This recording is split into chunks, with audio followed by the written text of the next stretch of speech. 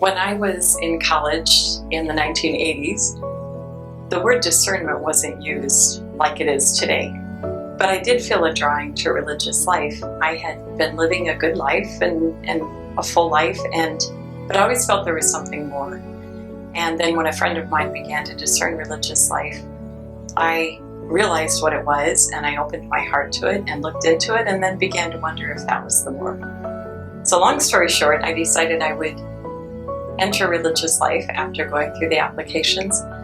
But there was a sense that it was, God, I'm going to give you my best for a year and then decide. And so after about 8 months in religious life, I was going to visit my family for the first time since I had entered and spending a few days with them. And during that time, I realized that I was going to miss my family hugely if I continued on this road. Most of them were married or were moving towards marriage. I'm the youngest of 6. And when I realized how different our lives would be, I realized I didn't want to go through with religious life, and basically said to God, I don't want this.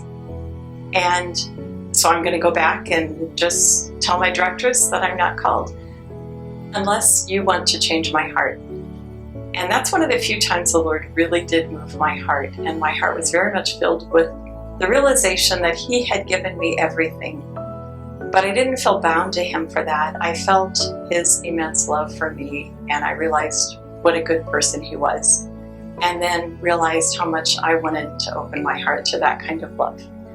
And that's when I realized that I did have a religious vocation after all.